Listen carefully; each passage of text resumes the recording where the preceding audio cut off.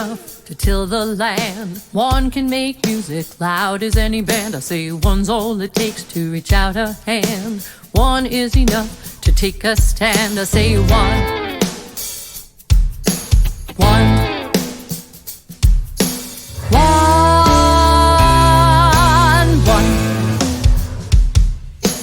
One's all we need to teach and lead. One to guide and one to feed. 1 + 1 is you and me.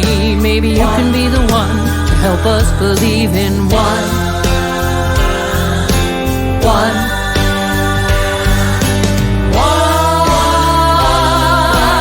One. In a world with so much plenty, we got all that we need to care for our children, the sick and those not free. Each one of us must listen well, wake up and heed the call. Step in, reach out, lift up. One voice still matters after all.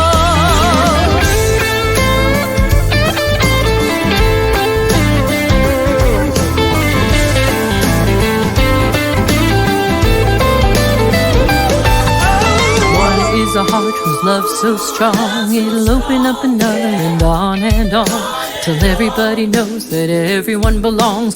One is the start of a brand new song. It goes one, one,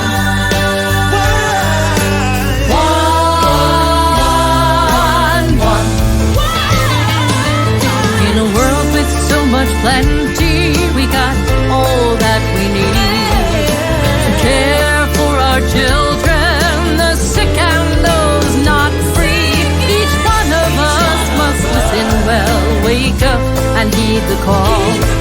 Step in, reach out, lift up. One voice still matters after all. One is enough to till the land. One can make music loud as any band. One's all it takes to reach out a hand. One is enough to take a stand and say one.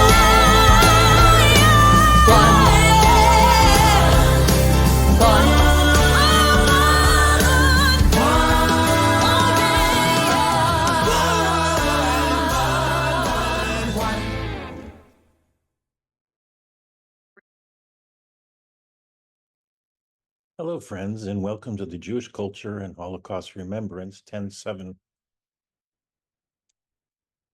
and the One Revolution On Demand program series, Volume 1.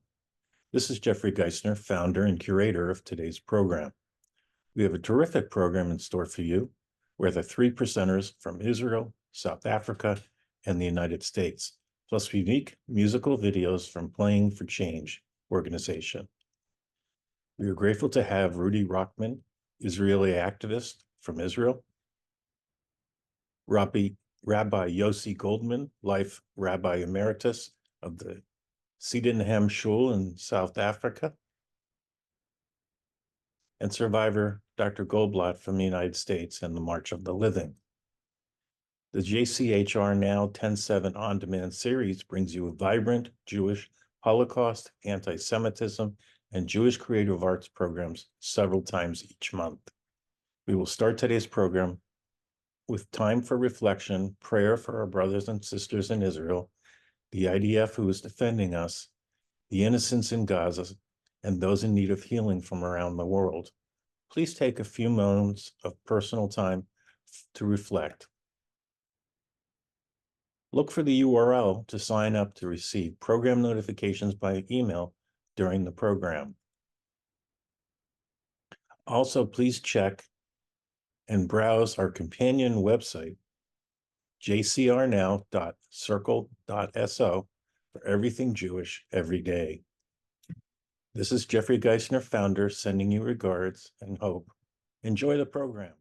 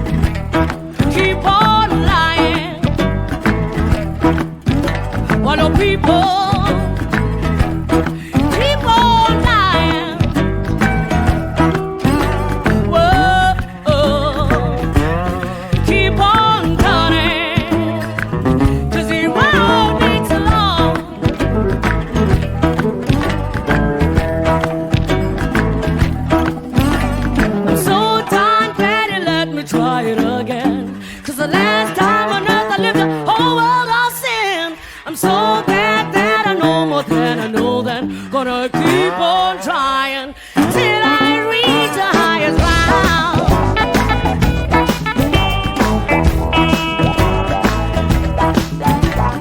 Teachers, keep on teaching. Preachers, keep on preaching. Word, keep on turning, 'cause it won't be too long. Oh no. Lovers, keep on loving. Believers, keep on believing. Sleepers, just stop sleeping, 'cause it won't be too long.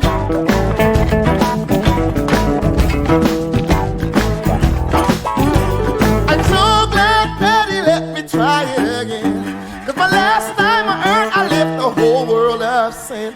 I'm so glad that I know more than I knew then. Gonna keep on trying till I reach the highest ground.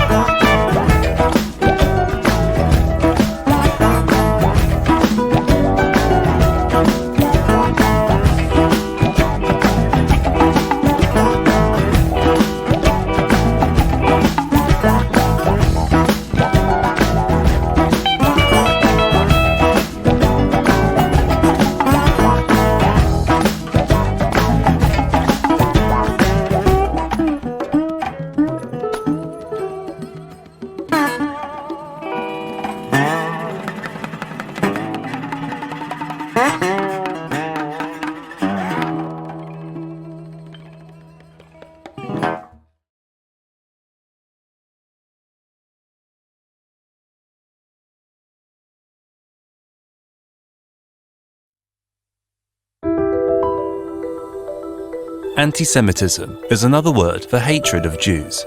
It has existed for a very long time and still exists today.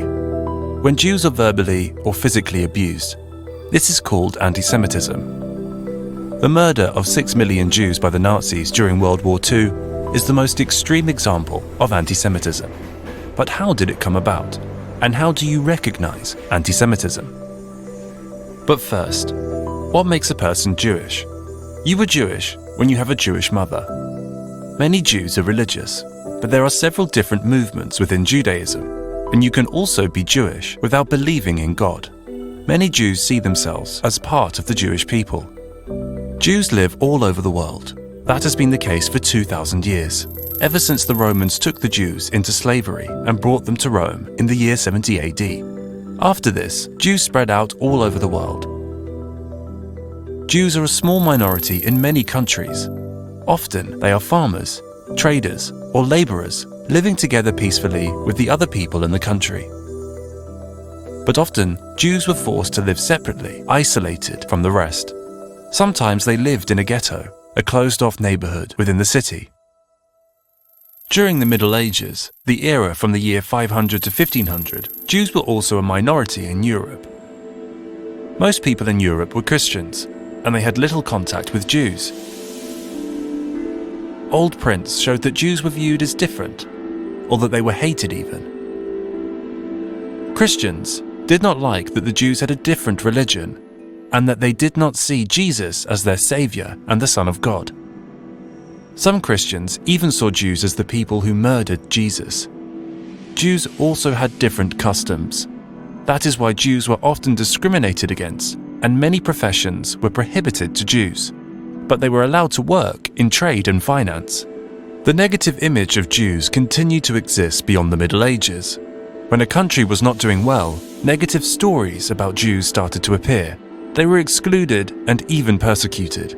Because a small but visible group of Jews was working in trade or finance, they were accused of being power-hungry, causing all kinds of ghost stories about Jews to appear. These stories were handed down from generation to generation and became deeply rooted. During the 20s and 30s of the 20th century, Hitler and the Nazis used these old ghost stories. They made Jews into scapegoats. For example, Hitler accused Jews of being the cause of the economic crisis. Losing World War I was also their fault, according to Hitler. Hitler and the Nazis saw the world as a struggle between the human races. More and more people started to believe that Jews caused problems and that the Germanic people were better. Wenn es dem internationalen Finanzjudentum in und außerhalb Europas gelingen sollte, die Völker noch einmal in einen Weltkrieg zu stürzen, dann wird das Ergebnis nicht die Bolschewisierung der Erde und damit der Sieg des Judentums sein, sondern die Vernichtung der jüdischen Rasse in Europa. In 1933, Hitler and the Nazis came to power in Germany. They took more and more measures to discriminate against Jews. For example, Jews were not allowed to marry other Germans anymore. People were also called upon not to buy from Jewish-owned shops anymore. In 1939, World War II started. Germany conquered country after country in Europe.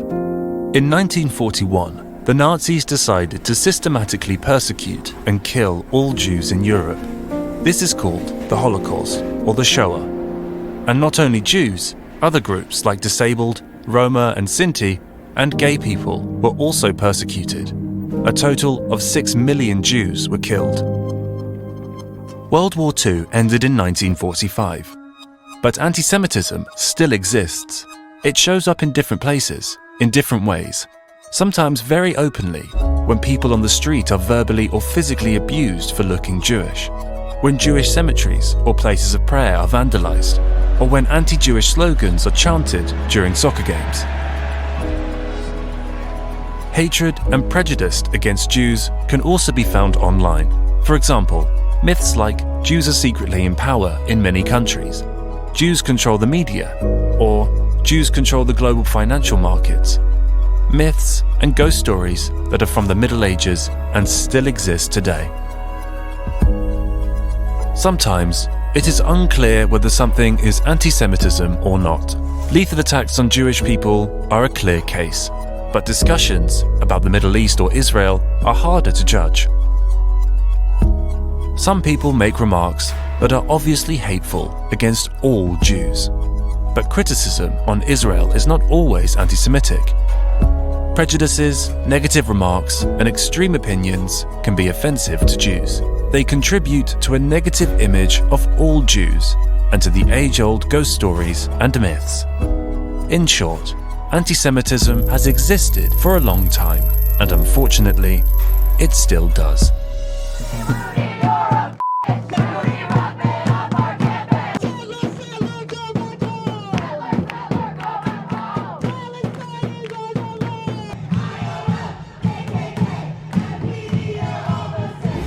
We're here at GW University in Washington, D.C., and there's some encampments that are protesting against Israel.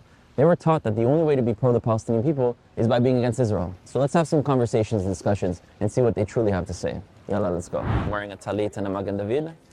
That's a fake kofiyah, brother. This is a talit. What is that? You know, just because you don't know about Jewish culture doesn't mean you have to say it's your culture. I'm not attacking you. You shouldn't be attacking me. You willing to have a conversation? Things with people like you. What is people like me? Jews that are strong, that are proud of who they are? I'm a Jew. I'm proud of Allah. Yeah? Are you for the right for Jews to be able to live in the land of Israel? Absolutely not. I'm not talking about the way the state is structured. I'm saying the right for Jews to be able to live in the land. The first thing you said is absolutely not. So how are you going to claim that you're a strong Jew, proud of who you are? Because Judaism is a religion.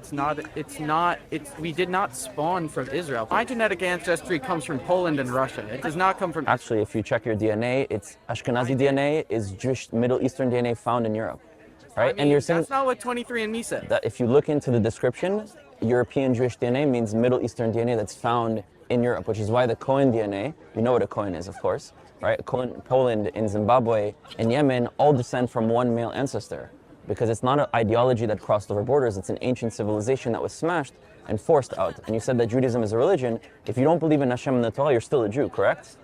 Right? If you don't believe in Jesus, you're not a Christian. If you don't believe in Muhammad, you're not a Muslim, because a religion is just a belief system in one thing that anyone can become if they accept it. And Judaism is a portable suitcase of an ancient civilization. So, just because we all came from Africa doesn't mean that we all have right to claim over the land of Africa. Right, but that argument you wouldn't give to a Maori in New Zealand or an Aboriginal Australia, saying that because we descend from Africa or bacteria in the ocean, you wouldn't discredit people's connection to a land. But we moved. We were kicked out. thousands of years ago. We were kicked out, and there was always a people there, and they should have a right. Palestinian Jews. What does that even mean?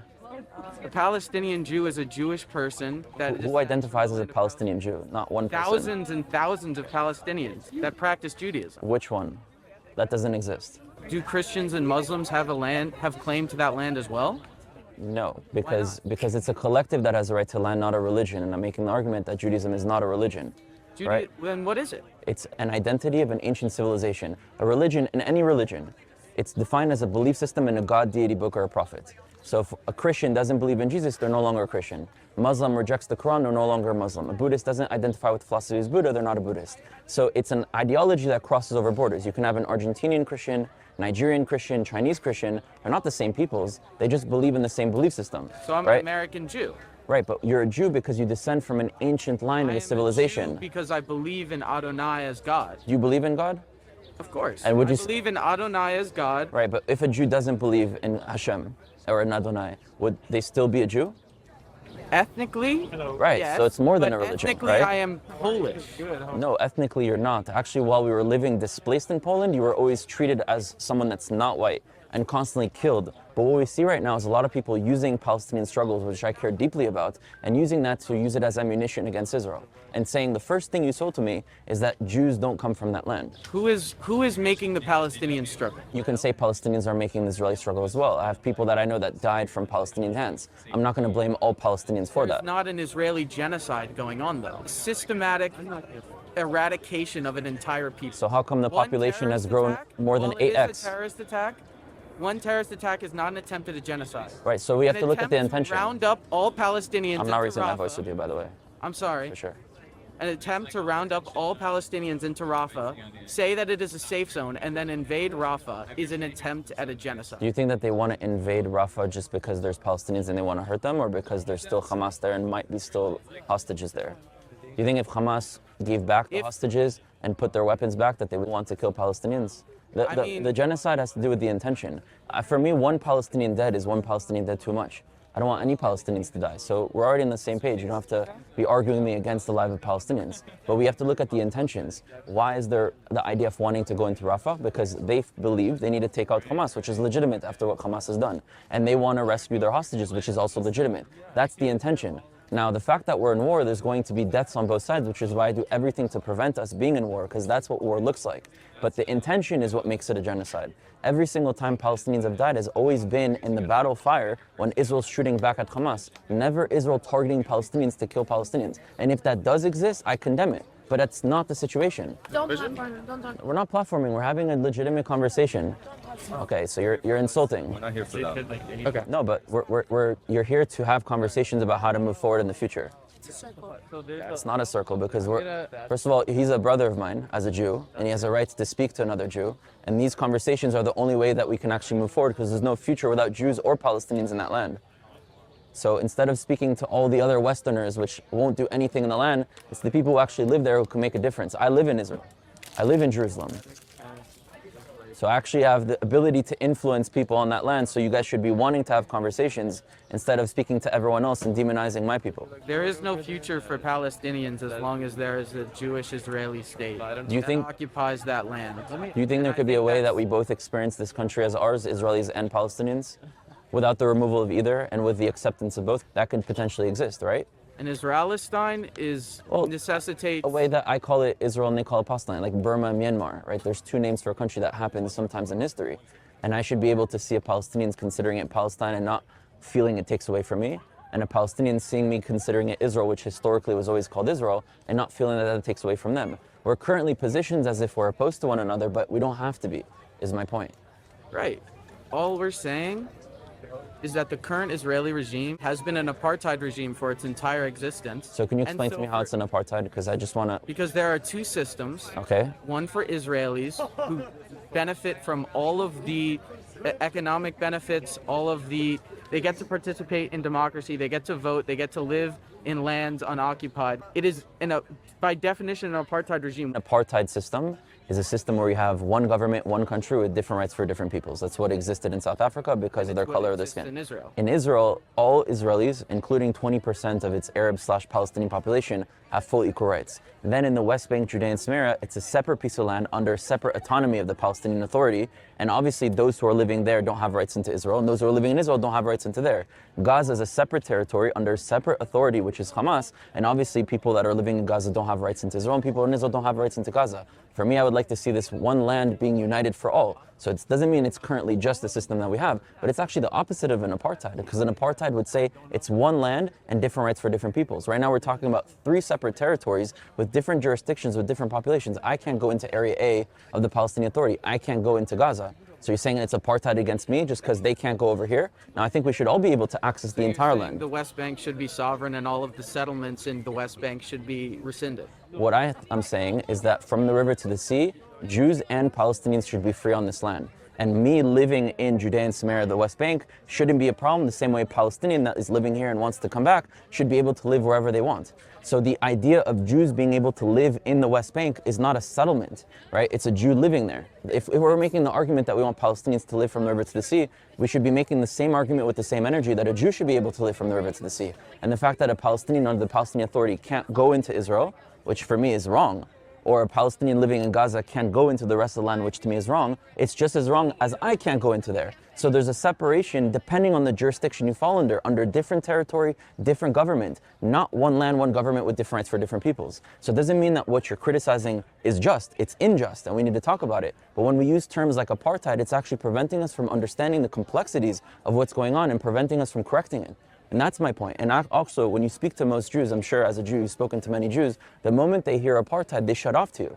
Whereas if you were specific about Palestinians go through checkpoints, they don't have equal access to resources, they have to have an IDF soldier that controls them, that they feel fearful of because they have no representation towards that soldier. If you were specific about the problems that Palestinians actually go through, then Jews and Israelis would be like, wow, yeah, I can see how that affects people, I could see how that's wrong. But the moment you use apartheid, genocide, ethnic cleansing, colonization, settlements, which in reality is what the West did to the world, and what we see right now is the far left feels so guilty for the crimes of their ancestors that they're using Jews and Israel as a scapegoat to push those ideas like they've always done throughout history. The far right blames the Jews for being the left. The far left blames the Jews for being the right. The capitalist blames us for communism. The communist blames us for capitalism. The white supremacists were enemy number one. The black supremacists, the Farrakhan's, were enemy number one. We're literally seeing it as the source of problem for all.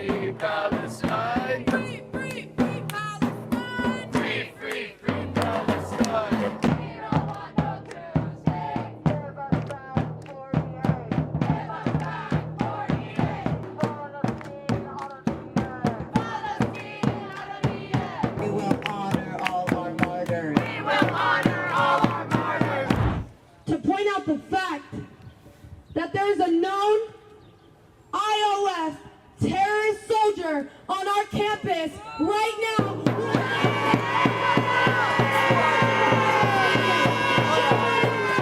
I don't think liberation looks like a f***ing IOF soldier on our campus.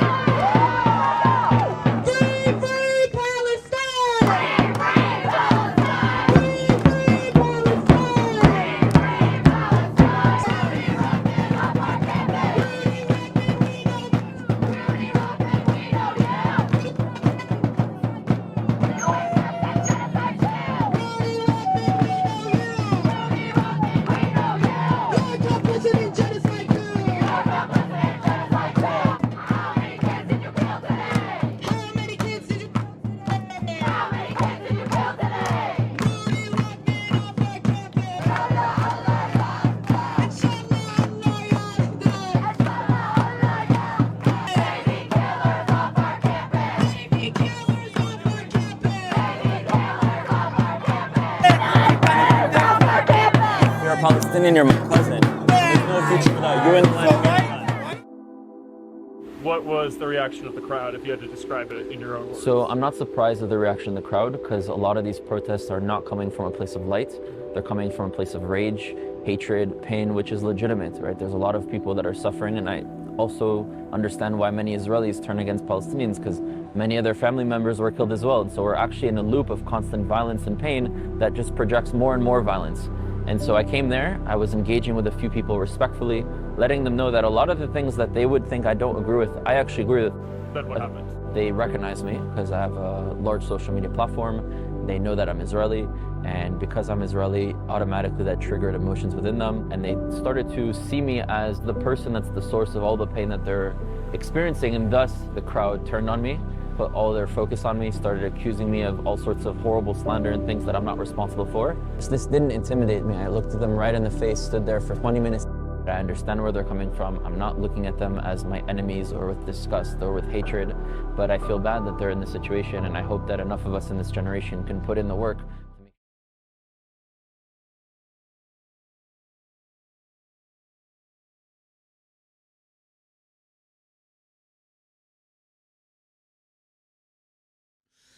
The guy walked out in the middle of my sermon once. I said, "Where are you going?" He says, "I'm going to get a haircut." I said, "Why are you going now?" He says, "I didn't need one before."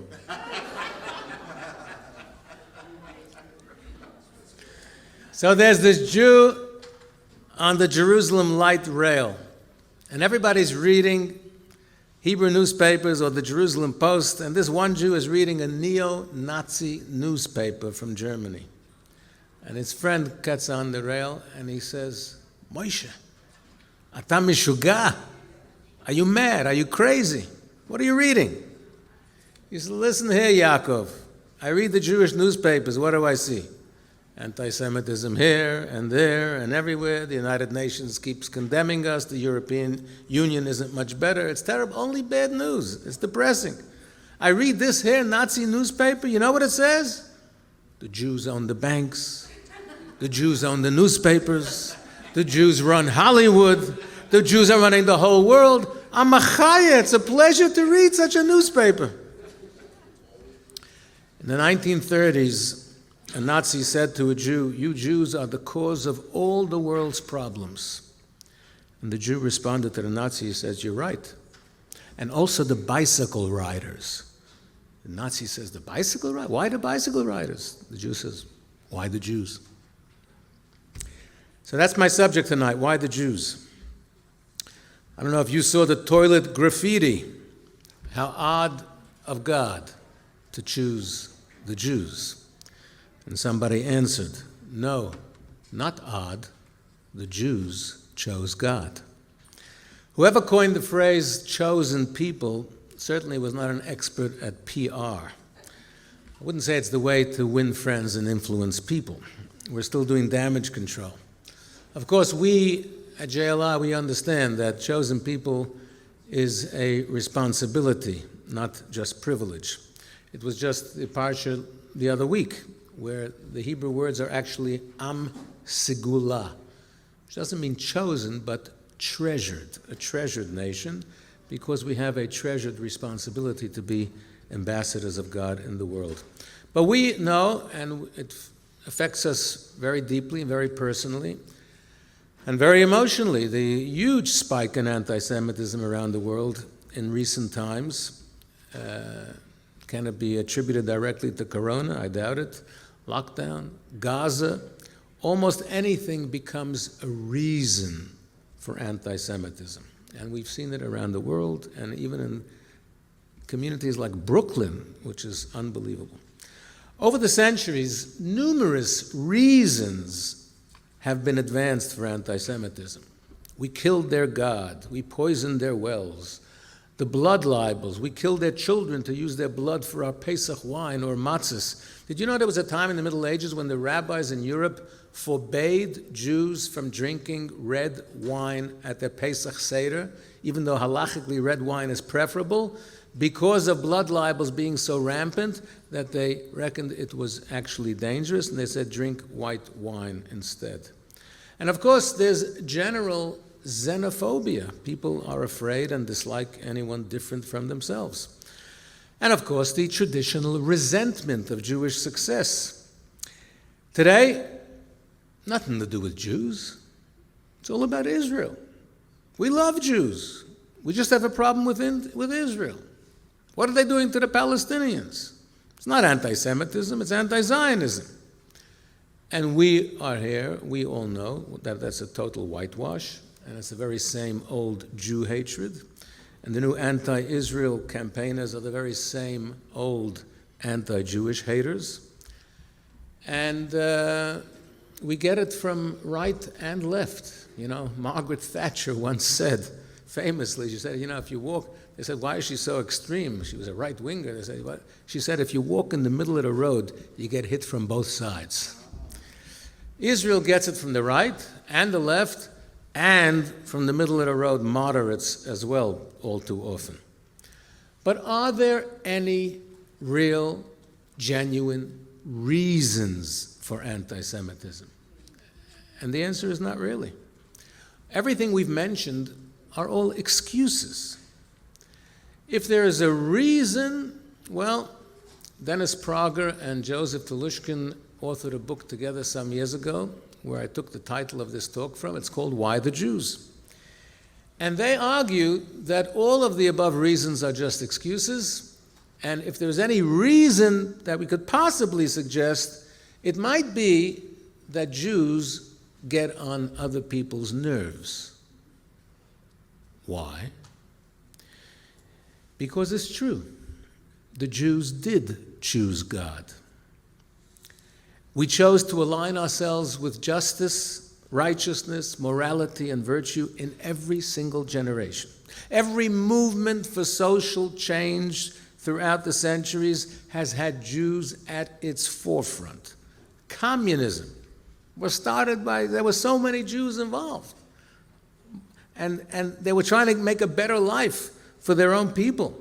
Socialism, Bundism, hippieism, global warming, save the whales, the refugee immigration problem. There are always Jews leading the charge, way in excess of our numbers and our percentages of the population. And there is a reason for this. We say in Olenu letaken olam b'malchut shin dalad yud, we call it tikkun olam, to repair the world. That is a Jewish imperative that we subscribe to. I live in South Africa. The great icon of South Africa was, of course, Nelson Mandela, who was sentenced to life in prison by the white apartheid regime back in 1963-64. Did you know that 5 out of Mandela's 12 co-defendants, 5 out of 12 were Jewish? We are 1/4% of the population, and 40% of Mandela's partners in crime for the struggle of the oppressed black majority were Jews. Let me ask you this. You're an intelligent crowd. I'm sure many of you know the answer, so you can volunteer it when I'm finished. Let me finish. Who said these words? Quote, "The 10 Commandments have lost their validity. And as for conscience, that was a Jewish invention. Conscience is a blemish on the human psyche, like that other Jewish invention, circumcision. Circumcision damages the body, and conscience damages the soul." The author of those words was Adolf Hitler. Yamach Shemoy, quite right. Wittingly or unwittingly, by birth, by design, or by the experience of history, Jews are the conscience of the world. And the world doesn't like it. And Hitler found kindred spirits throughout Europe and beyond. You can just read the book, Hitler's Willing Executioners, how the European nations were only too happy to get involved in killing Jews. So historically, what has been the Jewish traditional response to anti-Semitism? I want to talk about 2 classical responses. One was assimilation. You don't like us? Okay. we won't be Jewish. Then you'll like us, right? Well, besides the fact that it doesn't work, but that was the reasoning of many people. So if in the 1930s or 1940s being Jewish in Europe carried with it a death sentence, Jews said, I'm out of here. And those who could get out of Europe did. Many went to America. Many went to faraway places like Australia. And many of those immigrants wanted to spare their children and grandchildren the danger and suffering of this Jewish label, which could kill them. And so they never told their children that they were Jewish in the first place. They changed their names.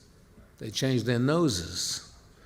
They started doing things like wearing plaid socks and playing sports like polo.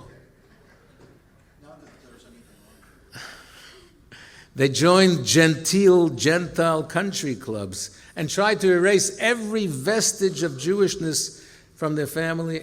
Why? To escape anti-Semitism. If you can't beat them, join them, they reckoned. So one such Jew was born Haimi Cohen. He's now not so Jewish. He's Horatio Cowan. And he applies to a very posh, pucker, waspish country club where Jews are not allowed. And he applies for admission. And he's having a personal interview with the chairman of this very, very special country club, Mr. John Christopher Buckingham III. And at the interview, Cowan is looking at this chairman's features, and it seems to him like he may actually have some Jewish features. And so he very, very gently and sensitively plucks up his courage and says, Mr. Buckingham III, excuse me, perhaps by any chance you possibly have any Jewish blood in your family? I beg your pardon, said Mr. Buckingham. I'm a proud Presbyterian. My father was a proud Presbyterian. My Zayda Olav Hasholem was a proud Presbyterian. Well, there's the other Jew who also applied to such a country club, and he was rejected out of hand. And when he asked them for an explanation, why did they said, it's your religion. But he said, what's wrong with my religion? He said, on the application you wrote Goy. So one of the classical responses to anti-Semitism was definitely assimilation. Deny your Jewishness and you're safe, problem solved. Of course, until Chabad finds you. But there was another very famous historic response to anti-Semitism on the other side of the spectrum. Not escaping one's Jewishness, but embracing our historical uniqueness and historical place in the world and in the family of nations. And it was called Zionism. And Theodor Herzl, the founder of modern Zionism, we all know, had a famous dream. If you will it, it is no dream. Im tirtzu ein ze agada. Herzl's dream of a Jewish state was not for religious reasons, not for historical reasons, not for philosophical or mystical reasons. He was a secular person in the extreme. It was simply a practical way to give Jews an opportunity to escape European anti-Semitism. Herzl was a journalist. He was horrified by the notorious, blatant anti-Semitism he saw in the courtrooms of Europe, the infamous Dreyfus case. And he said, okay, you don't like us here in Europe? No problem. We'll go somewhere else. We'll create our own country. And that's why he and many of his comrades were even considering seriously the offer of Uganda. What is Uganda? A Jewish country. But they weren't looking for Jewish countries. There was nothing historical or spiritual. They were looking for a practical escape from European anti-Semitism. He was a pure pragmatist. So Israel today is, Baruch Hashem, a great miracle.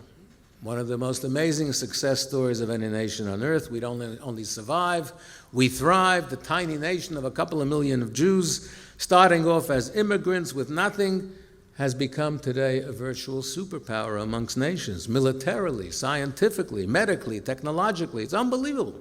The COVID vaccine pioneers. First we were the startup nation, now we're the vaccine nation. But let me ask you, Mashiach is coming, right? This afternoon, before Shabbos. The revival of the dead is not far behind. So what happens, what do you think will happen when Theodor Herzl rises from the dead? And he sees his dream. There is a Jewish state. And look how successful it is. Will Herzl have nachas? I'm sure he will. But would Herzl be able to say that his dream was realized? That the purpose of a Jewish state which would stop anti-Semitism was realized? Of course not. Anti-Semitism is alive and well, and in fact it's more focused on Israel than anywhere else. And anti-Zionism, as we know, is the new anti-Semitism. We love Jews, we have a problem with Israel. We know that lie all too well. So Israel has become the central enemy for anti-Semites from the right and the left. A generation ago it was Jews get out of Europe, go back to Palestine. Today it's Jews get out of Palestine, go back to Europe. Can't win. It's not a simple problem to solve anti-Semitism. It is the world's longest hatred. And in fact, many years ago, in the early years, the Rebbe was visited by a very respected Jewish novelist named Harvey Swados. It wasn't that many years after World War II and the Holocaust. And this novelist, a very intelligent man, asked the Rebbe, in private, in his room, "Rabbi, do you think it could happen again?" Referring to the Holocaust. When I read the Rebbe's answer, it was chilling. He said in Yiddish, "Morgen in de früh," tomorrow morning. Could it happen again? Chas v'shalom, God forbid, 6 million times. Tomorrow morning it could happen again if it was left to the nations of the world.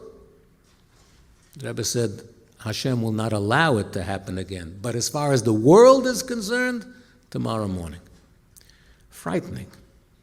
I was shocked when I first read that years ago. Today, sadly, I'm no longer so shocked. What is going on in the world today, what has become acceptable even in the hallowed halls of the United States Congress, what public representatives are getting away with is unbelievable and frightening. Now, you may be surprised that as a rabbi, if I tell you that one of my great religious heroes is not a rabbi at all. In fact, he wasn't all that religious, but he was a great Jewish leader. He was the first prime minister of Israel. His name was David Ben-Gurion. Now, until Bibi Netanyahu came along, Ben-Gurion was the longest-serving Israeli prime minister. The story goes that he was once opening a big book expo in Jerusalem, I believe, and there was a little corner of a Chabad books display there, and these two Chabadniks manning the book display see Ben-Gurion, and in typical Chabad chutzpah, they go up to Ben-Gurion, Adon Rosh HaMemshalah, would you like to put on tefillin? And Ben-Gurion says, Pamayim bayom? Twice in one day? I don't know what, that's what he said, okay. But Ben-Gurion's famous line, which I consider very important to our topic today, and I consider it the correct response to anti-Semitism. Ben-Gurion said, it does not matter what the Goyim say, it matters what the Jews do. Meaning, stop panicking. It's a fact of life. They don't like us. Get over it. Should we roll over and die? Should we assimilate? Give up? No. A Jew's got to do what a Jew's got to do. You know, one of my favorite cartoons growing up was Charles Schulz, Peanuts, and Charlie Brown is going out to fly his kite, but there's a storm outside raging, and all his friends, Lucy and others, says, Charlie, you're Meshuggah, you can't, that the wind will destroy your kite in 2 seconds. In the last frame in the cartoon, Charlie Brown is walking out the front door with his kite under his arm, resolutely determined, and he says, "A man's got to do what a man's got to do." My friends, a Jew's got to do what a Jew's got to do. I want to share with you a commentary by one of Ben-Gurion's Landsleit, another Jew from Poland, from Warsaw. Before the war, Warsaw had a Jewish community second to none. In a city of 1.3 million people, there were 350,000 Jews, 30% of the population. Warsaw was a very Jewish city. My father studied in Warsaw. It was like New York City, is very Jewish, right? You know, a couple of years ago, I don't know if they still have it, but I saw with my own eyes in Manhattan, I was looking for a parking space, and the official New York City municipal no parking sign did not say no parking. You know what it said? Don't even think of parking here. It's a Jewish city. Warsaw was such a Jewish city. One of the leading rabbis of pre-war Poland was named Rabbi Menachem Zemba. Hashem Yinkom Damo. He was trapped together with all the other Jews in the Warsaw Ghetto. In a dramatic secret offer by the Catholic Church, they offered to help the three most prominent rabbis in the Warsaw Ghetto escape from Poland. Why the Catholic Church made that offer, I'm not sure. Was it altruistic? Was it political? I have no idea. But they had influence. Poland was a very Catholic country. They even produced a pope. And they had the ability to do it. And it was a genuine offer. That the three top rabbis, they would save their lives and get them out of Warsaw. The three rabbis convened a discussion and a debate. On the one hand, what's the debate? Pikuach nefesh, saving a life, overrides everything. If you can get out, save your life, not only may you, you must. It's an obligation. Otherwise, it's like suicide. How could you not accept such a life-saving offer? On the other hand, this was a big shaila, a big question, a moral and ethical halachic question. What about the rest of the poor Jews in the Warsaw Ghetto? What would their reaction, their response, and their feelings be when they hear that the three top rabbis got out? Aha! The holy rabbis saved themselves and left all of us here to fry. Very nice rabbis. It might destroy the morale of the thousands of Jews in the ghetto. It might be a chilul Hashem, a desecration of God's name. It might render the whole Jewish population destroyed and disillusioned, maybe even abandon their faith. So there was a big debate. Halachic, back and forth, moral, ethical. In the end, they simply could not leave their own people behind. And the three rabbis declined the church's offer. And in the end, they died with their people, al Kiddush Hashem. Rabbi Menachem Zemba died, but not all his writings were lost, thankfully. Some survived, were discovered, and are still studied. Today I want to share with you one of those Torah teachings because it goes to the core of anti-Semitism and whether there in fact is any reason for it at all. Menachem Zemba's commentary on Bereshit, Genesis chapter 33, verse 4, it's a meeting, the fateful, dramatic encounter between two long-lost brothers, Yaakov and Esau, Jacob and Esau. After 20 years, they are being reunited. But it's not so simple. Jacob sends messages. They come back with the report that Esau still is gunning for his brother Jacob. He's coming with 400 armed desperados. You know, those guys with the bullets down the chest, you know. He's got 400 of them. So Jacob prepares in three ways. He sends a big gift, a peace offering. He prepares a military strategy, divides his camp into two, And he prays, he davens. Nothing's changed. We still do the same things in our own situations.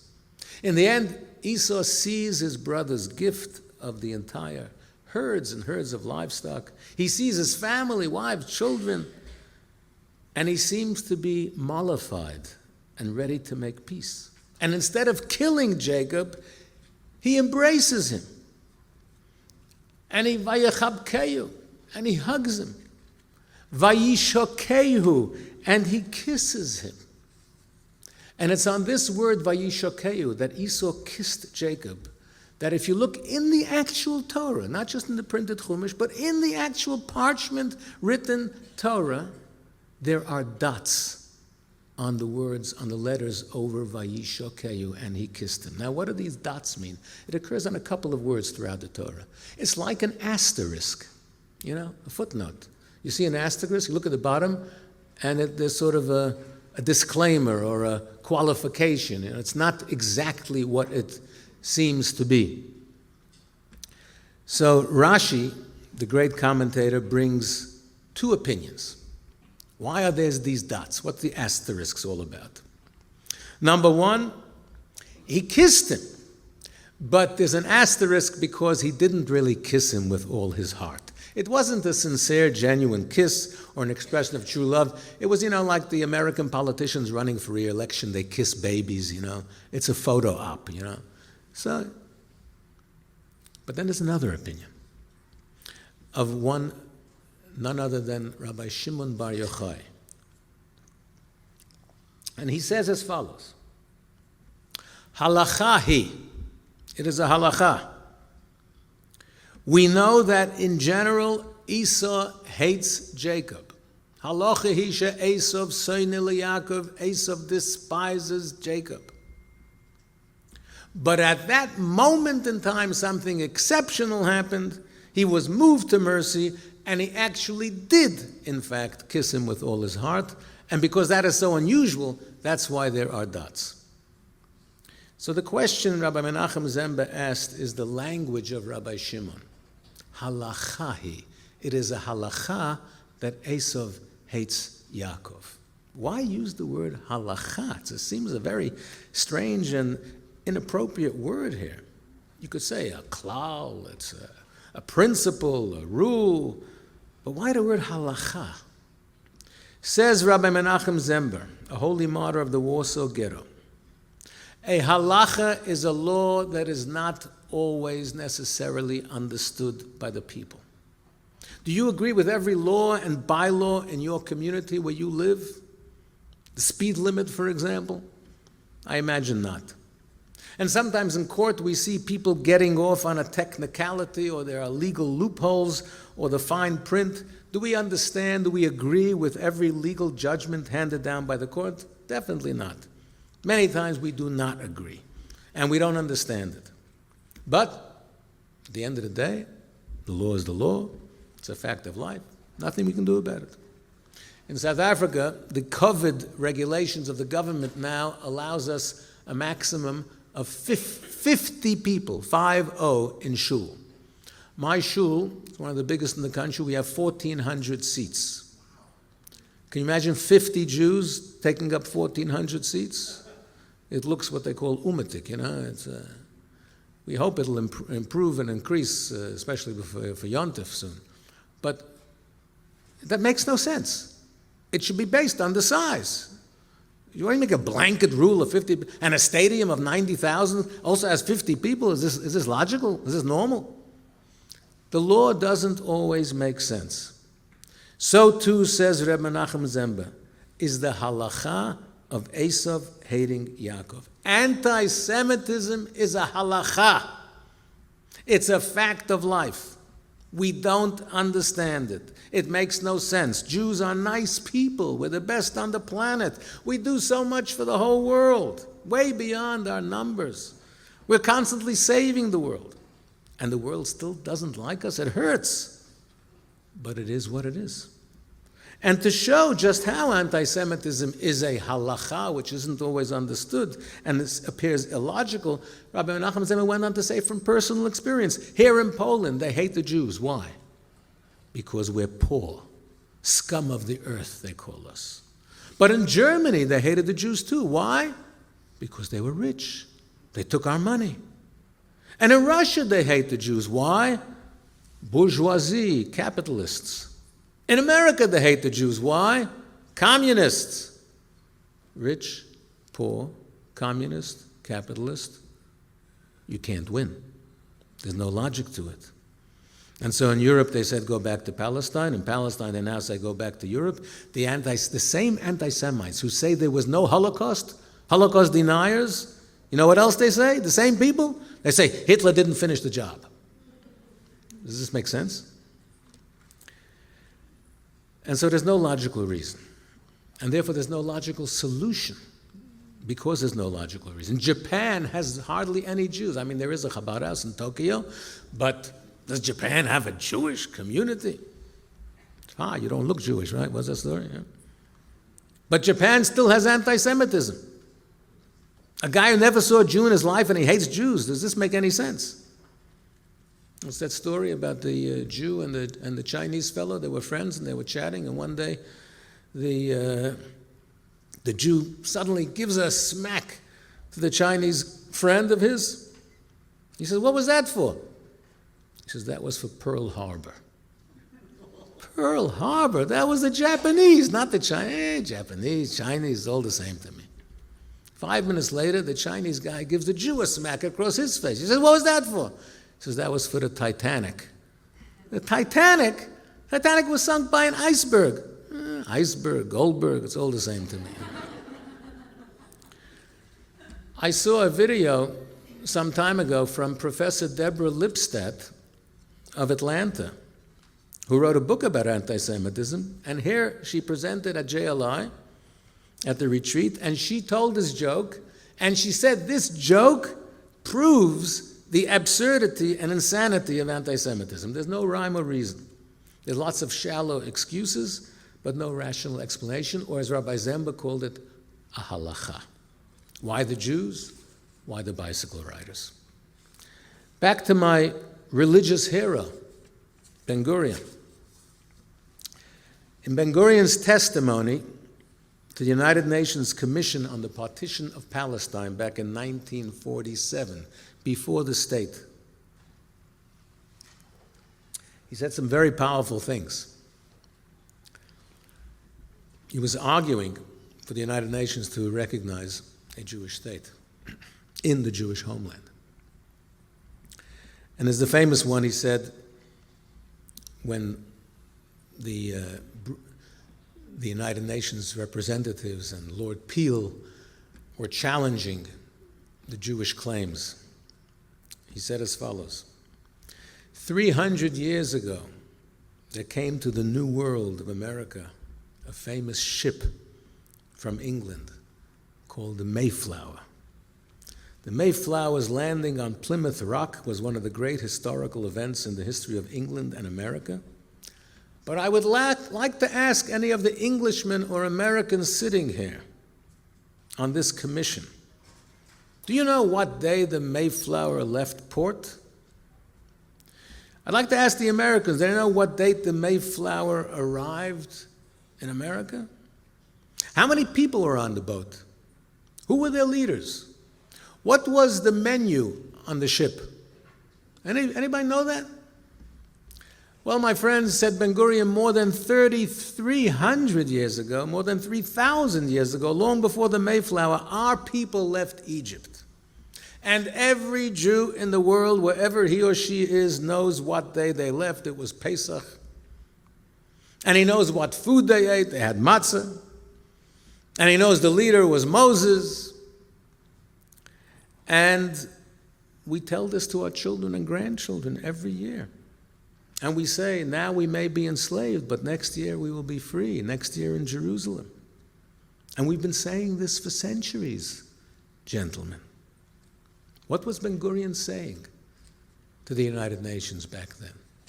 And then all the Arab sheiks came and showed their title deeds to their land, and Lord Peel of the Peel Commission said to Ben-Gurion, where's your title deed?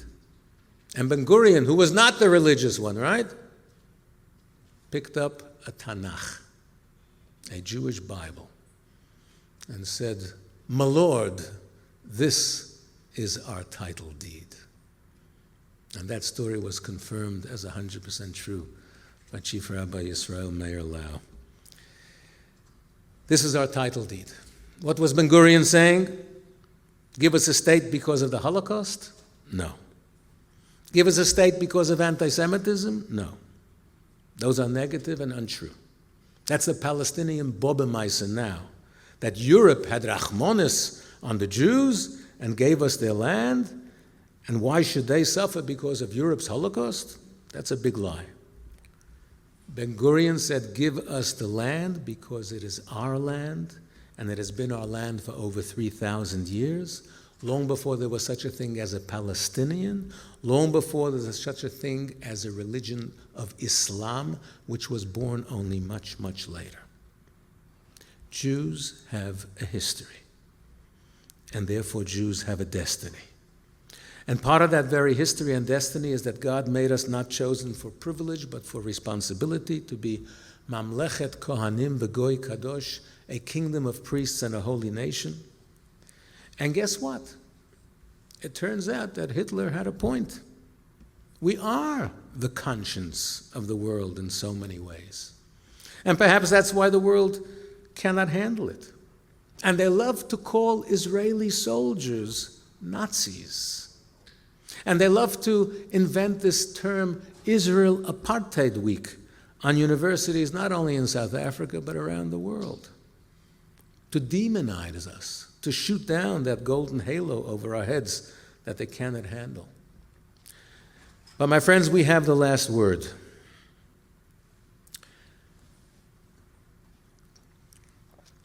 My father, of blessed memory, passed away a few years ago, age 91. He was from a town called Shedlitz, 2 train stops from Warsaw. One of my grandsons visited there last week. He was the sole survivor of his entire family. He lost his parents, his brothers, his sisters, the whole family. He ran away as a 14-year-old, went to Vilna, got a Sugihara visa, Moscow, Vladivostok, Kobe, Japan, Shanghai, China, eventually getting to America after the war. When he came to South Africa to our eldest son's bar mitzvah in the Sedan Shul, at the Kiddush after davening, he asked me, he'd like to say a few words. I had to get this massive crowd quiet. And my father told a short story. He remembers he was 13 or 14. The war started. Germany invaded Poland. He was walking with his father, Hashem Yimkam Domo, down the street in the town of Shedlitz. And suddenly, out of the sky, came the German Nazi Stuka dive bombers, diving low, machine gunning, strafing the city. My father said they were so low you could hear the Nazi pilots laughing while they shot up the town. His father grabbed them and threw him headfirst into a cabbage patch nearby. And they said Shema Yisrael, thinking they're about to breathe their last. And today, said my father, here I am in Johannesburg, South Africa, in a shul, celebrating the bar mitzvah of my eldest grandchild. So who won? And when my father passed away, age 91, he had at that time over 80 great-grandchildren. Today, quite a few more, thank God.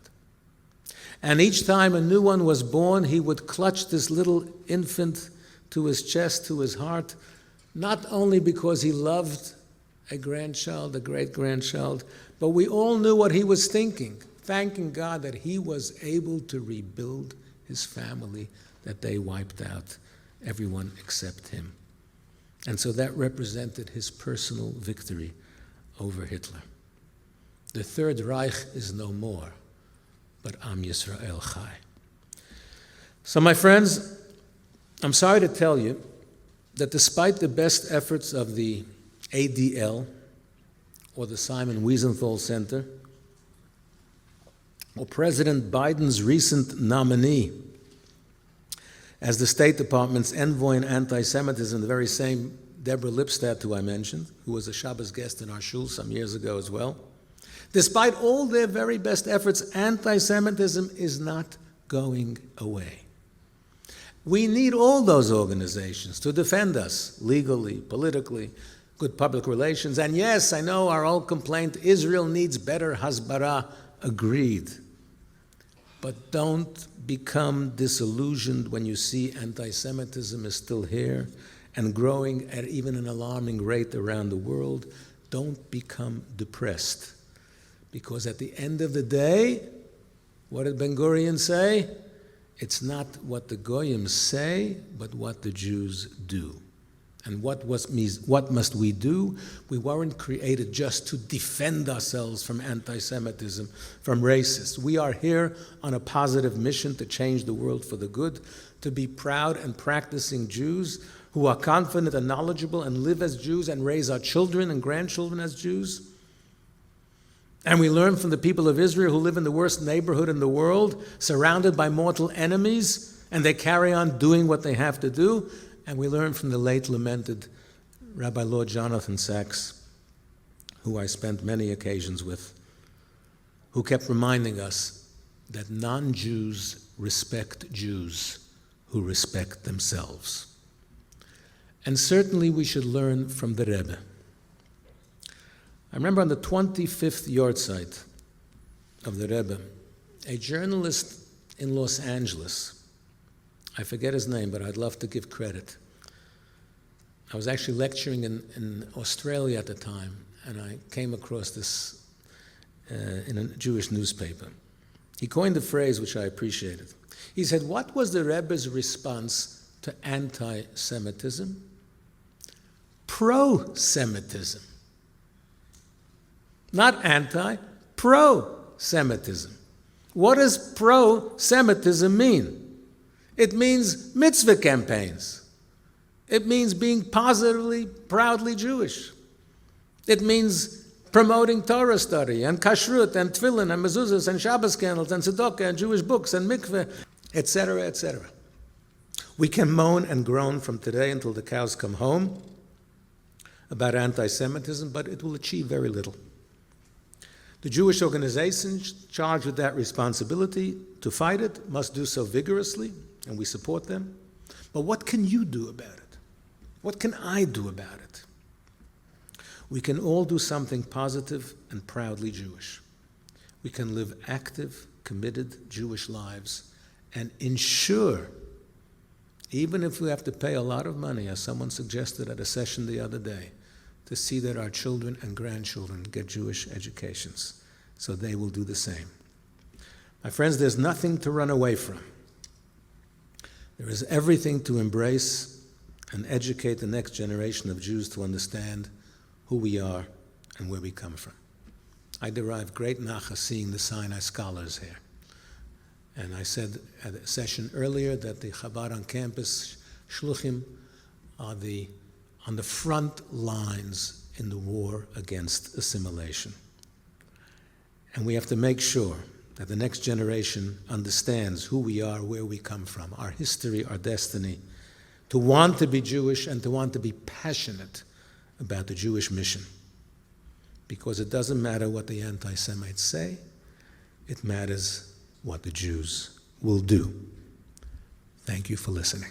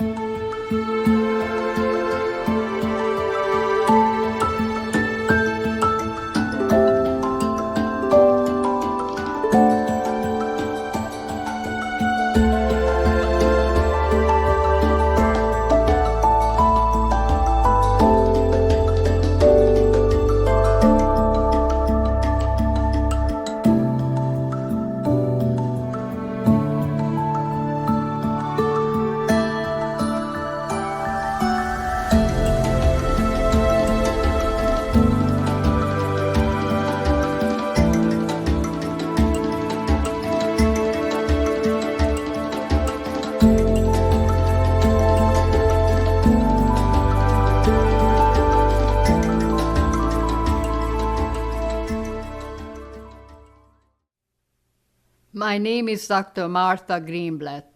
I was born Martha Katz in 1941 in Debrecen, Hungary. In the spring of 1944, 80 years ago, Nazi Germany deported almost 500,000 Hungarian Jews to Auschwitz, where most of them were murdered immediately upon arrival. At that time, I was 3 years old, and I was deported with my mother Clara and my 6-month-old brother Peter on one of the last trains out of the ghetto in Debrecen to Auschwitz. In transit, at some point, the train changed directions, and we ended up in a forced labor camp near Vienna. Towards the end of the war, we might have perished on a forced death march, if not for an Austrian soldier who warned us not to follow the rest of the group. After slipping away from the group, cold, starving, exhausted, and desperate, we were turned away by a number of Austrian villagers. Finally, one kindly Austrian woman took us in, provided for us, and sheltered us until we were liberated by the Russian army. In 1956, during the Hungarian Revolution, at age 15, I escaped to the United States. I will always be grateful to this great country for taking me in, for allowing me to build a new life and giving me opportunities to succeed. In the US, I embraced my new opportunities and pursued my education with great determination and discipline. Eventually, I received my PhD at the Polytechnic Institute of Brooklyn, where one of my professors was Ruddy, who later received the Nobel Prize in Chemistry. Since 1974, I have been a faculty member at Rutgers University in the Department of Chemistry. Now I am a distinguished professor, Board of Governor Professor of Chemistry. I have been a visiting scientist at several research institutions, including the Weizmann Institute of Science in Israel, the Clarendon Laboratory at Oxford University in England, the CNRS in Grenoble, France, and I have given invited lectures on my work worldwide. My field of research is in the area of solid-state chemistry, specializing in the synthesis and characterization of new materials for potential applications in computers, batteries, and sensors. My story is just one of many stories of Jewish survivors of the Holocaust who came to America after the war and established new lives here and contributed to society. However, I can't help but think of the 6 million of our murdered fellow Jews who were not so fortunate and of the contributions they could have made for the betterment of our world had they been allowed to live. In closing, I am fearful of the ominous rapid rise of anti-Semitism and hatred toward Israel around the world and here in the United States, especially on university campuses, including my own campus, Rutgers University. We need to stand up against anti-Semitism and racism. Treasure the freedom that you have in the United States of America. You are fortunate to live in one of the world's great democracies. Cherish that. And stand up and fight against anti-Semitism, racism, and injustice, and stand for human rights for all. For what happened to the Jews in Europe and Hungary in the 1940s, what happened to me could happen again, even here.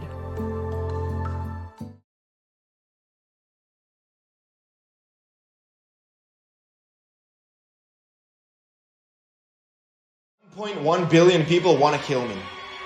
Can you guess why? There are 7 reasons for anti-Semitism, and they're all flimsy. like your self-worth, but one is strong, like your self-doubt and feelings. Jews killed Jesus. Didn't the Romans kill Jesus? Yup. Wasn't Jesus a Jew? Yup. But Jews were also targeted in Muslim countries. So how does that explain? Jews have always been outsiders. If people live in separate communities, they're probably hiding something, plotting to take over, making it easier to keep tradition because of kidnapping kids. So then they blend into the broader community and are still targeted with violence. Jews claim to be the chosen people. Annoying. But being the chosen people doesn't mean we think we're better. It just means that we were chosen by God to act according to certain values and follow His commandments that He gave us. Anyway, it's not like a bunch of other people think they're the chosen ones. Jews are rich, powerful, and control everything. Creepy. Do they want to enslave us? Do they want to rule the world in secret? Does their religion teach them to think hard and work hard? I guess we'll never know. Funny enough, Jews were still hated even when they were dirt poor. Jews are scapegoats. War, Jews. Corruption, Jews. Communism, Jews. Capitalism, Jews. This technique worked for Hitler, but only because people already hated Jews for all the other reasons. But Hitler had a secret sauce. Jews are an inferior race. This is a newer one, but Jews aren't even a race. They're white, black, Middle Eastern, African, European, Asian. Israel literally looks like a wee lobby. Speaking of, Jews equal Israel, and Israel should be eliminated. Interesting, because most anti-Semitic attacks around the world today are against Jews who aren't even from Israel, and they mainly target religious symbols. Now here's where this gets interesting. The deeper reason for anti-Semitism, the Jewish reflection. Jews represent striving for good. That's what the religion is about. Judaism introduced the values of today's society and even served as the basis for Christianity and Islam. By the way, if you want to learn more about what you being Jewish actually means, subscribe to Aish. So, if someone isn't living up to what he can be, and he's around someone who represents living up to what he can be, how do you think that makes him feel? For most people, jealous and hateful. And that's what's been happening between Jews and their neighbors for centuries. So those are the reasons why people say they hate Jews. For some people, it might just be one reason, while others might mix and match. Like Build-A-Bear for anti-Semitism. If you're a Jew, that's why people hate you. Thank you for playing along.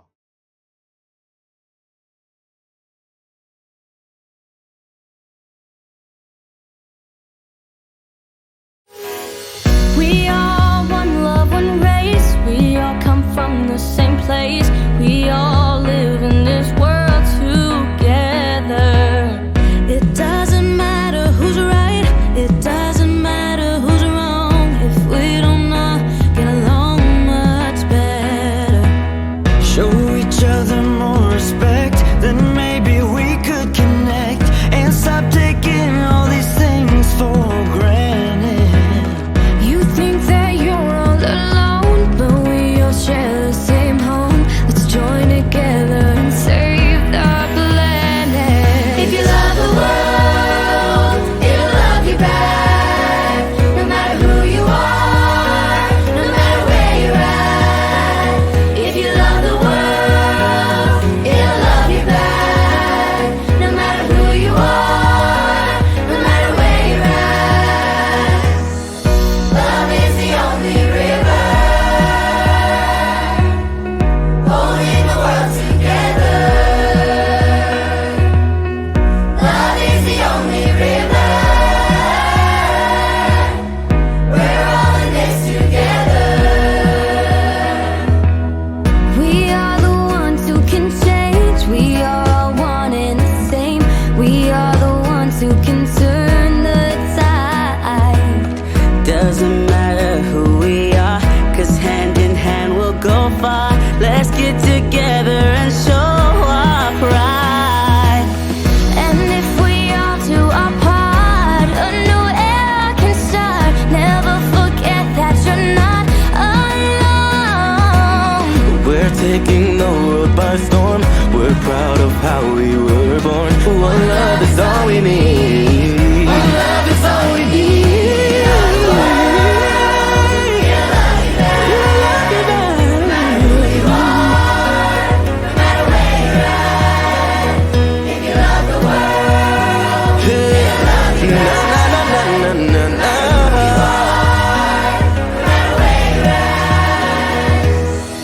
Love is the only river.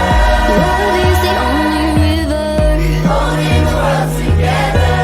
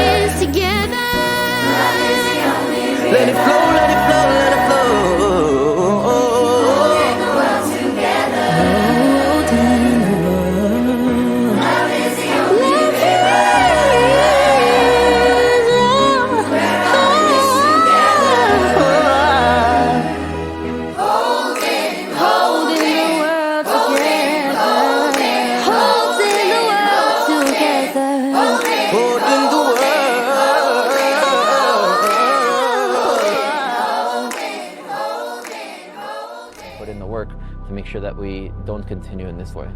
And there were two Palestinians, they were older and more mature, who came up to me and said, I would genuinely like to have a conversation with you. You're gonna come with us, okay? No problem. All right. Come on. Salam alaikum. If a lot of us engaged more, we'd realize we agree on much more than we think. Yes. There is no future without Israelis or Palestinians in the land. Okay. And our future is going to be one that's together. I understand that for you, the right of return is important just as it is for me. And there's no way that we can live in this land without fulfilling both of our aspirations. So if these students actually understood what I represented, they'd realize that I agree with much more and fight more for achieving what they claim to be trying to achieve. Like, okay, you said there is so many Israeli has been killed. Are you against Israelis being killed? Let me say, no, I'm not. You're not against Israelis being killed? I'll tell you why. Innocent civilians. Innocent civilians. Well, I'm against Palestinian civilians being killed. Let's assume Israel is your land. If somebody came to Israel I think it's our land. And start fighting you, you have no right to defend yourself? I think it's our land. There's a difference between That's what someone you fighting. You think it's your land, so why are you coming here? I'm not even. I think it's our land, meaning me and you. When I say our, I'm including you. This is the land that my ancestors come from and that your ancestors come from as well. You might be used to speaking to people that are from Israel that are against that, and I'm not against that. So the final goal of what we both like to see, we'd probably agree. If more of us started to engage with one another, humanize one another, the same way I can condemn the murder of Palestinians if there's someone who's an innocent Palestinian and someone goes and murders that person, I publicly and openly am against that. And I'd hope that you'd be able to make a separation. If Hamas goes into the homes of people and kills them and rapes them and does horrible things for which I know people have gone through that, you should, no, I saw it with my own eyes. Listen, I'm not gonna minimize your struggle, you shouldn't minimize mine. It actually happened what happened on October 7th.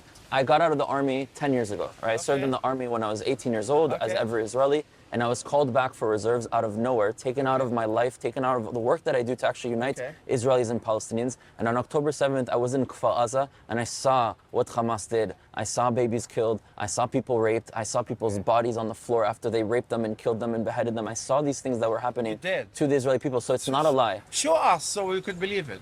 There's plenty of footage. There's plenty of footage. Even Hamas released the footage about this stuff. There's a 43. Okay, look. Okay, I'm gonna publish it for you. I will. And understand that because I know it doesn't exist. Just me showing you this doesn't mean that it is in competition with Palestinian suffering, doesn't mean it's trying to minimize Palestinian suffering. In no way when I'm telling you that I'm suffering, am I trying to shadow over the fact that you suffer. Okay, right? Let's assume Hamas really done this in October 7th. They really did though. Let's assume.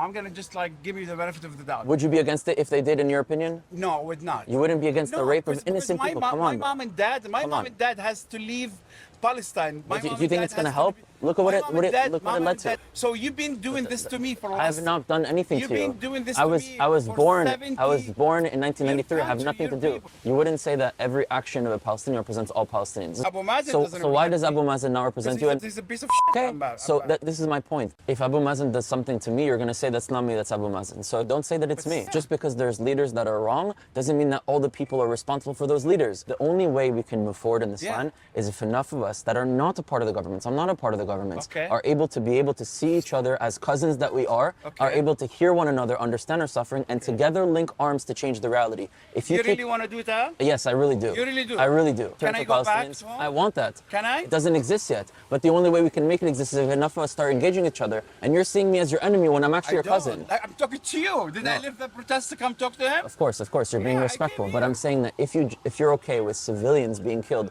when it could have been someone who supports the same ideas that we support. We don't accept civilians to be killed. But you were saying you did. No. So now you're taking it back? No, it's not taking it back. What I'm saying is there is no such a thing. Do you have Instagram? Do you have Instagram? I do. Okay, so my Instagram, just so you have it on camera, is Ruddy_Israel.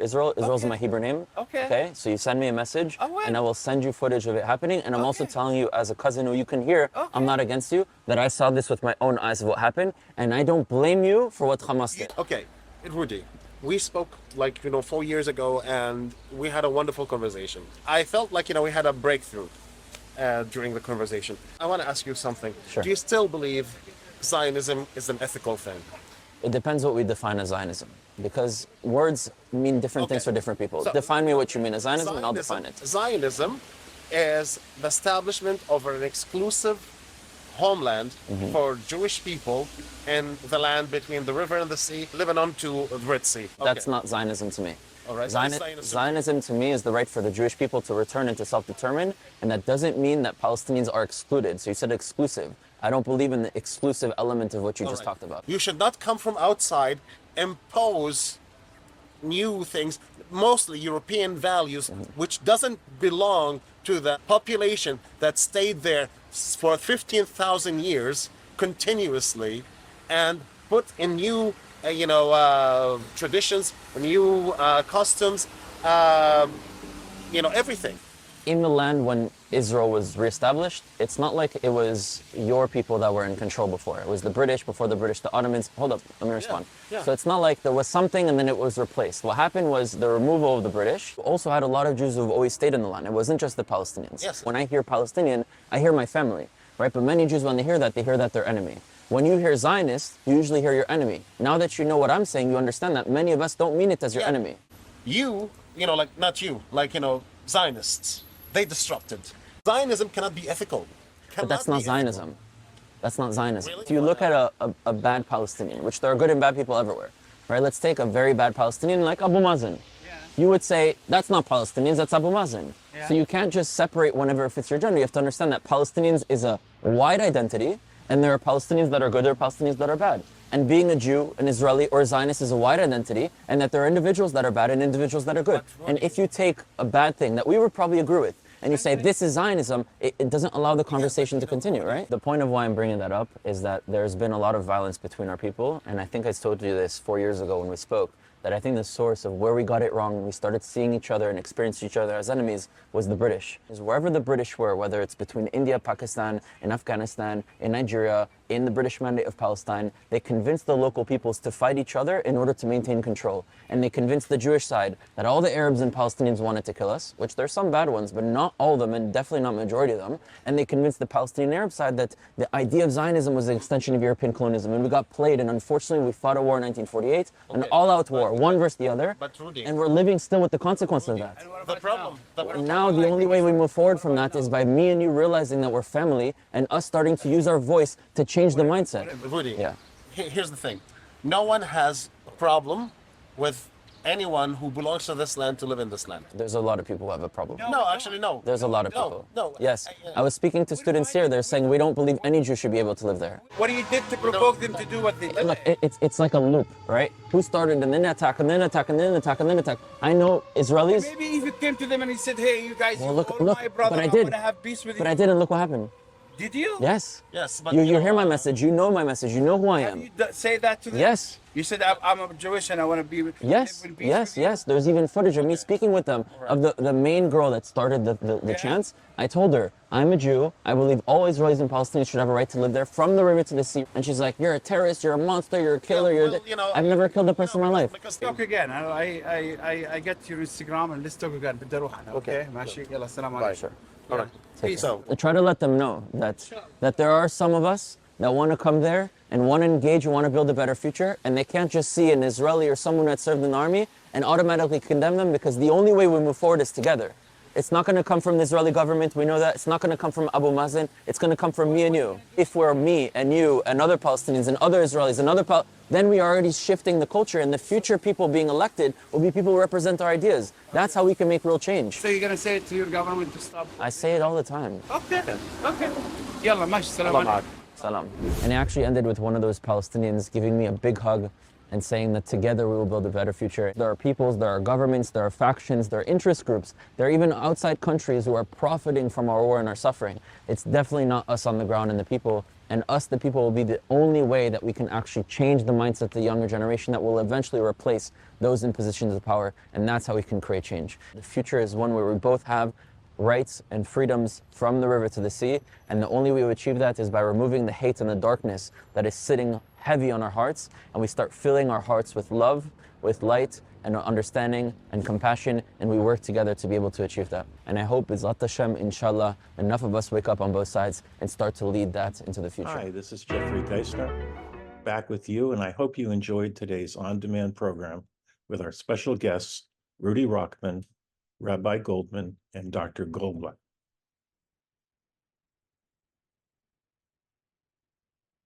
These on-demand programs will be running all throughout the summer, and we hope you check back often, and you'll receive notifications in our email newsletter when a new program is launched. I want to say thank you for attending, and we'll leave with another musical presentation by the Playing for Change organization. Bye now. See you next time.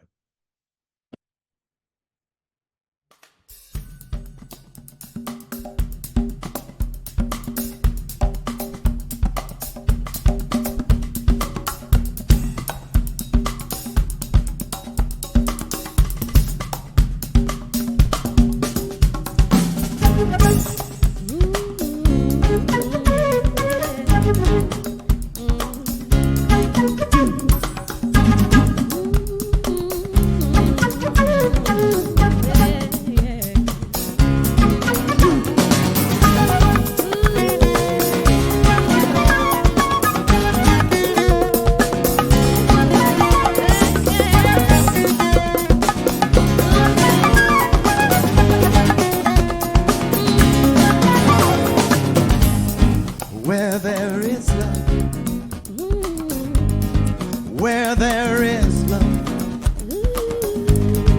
where there is love, let love be. And when there is hate, where there is hate, where there is hate, let love grow.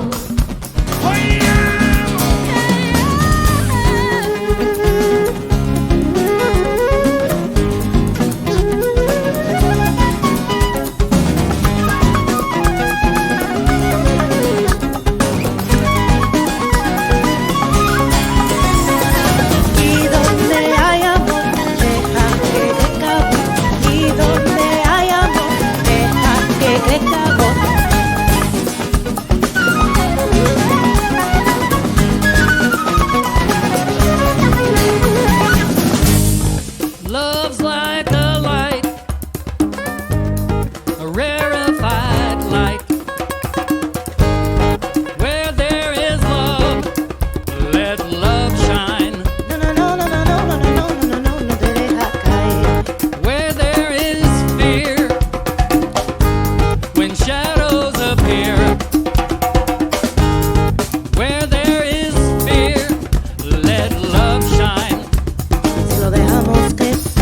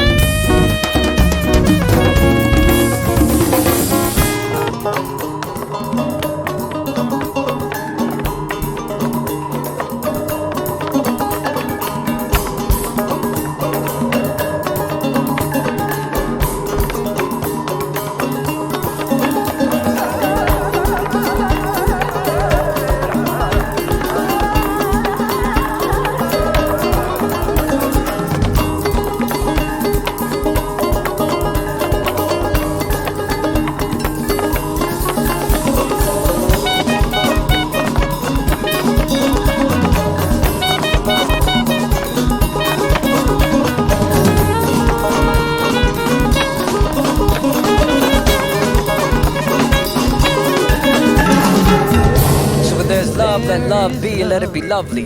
Regardless how this world can get ugly. They can create laws, but I refuse to let them budge me. I stand firm with the earth beneath my feet and the sky above me, knowing only one can judge me. For love's free, it is intangible. It dwells in the land of the unseen. It's like when two people meant to live under one dream. Like two dying stars combining to shine brighter than the sun's beam. Like conjoining rivers to flow with the power of one stream. Where there is love,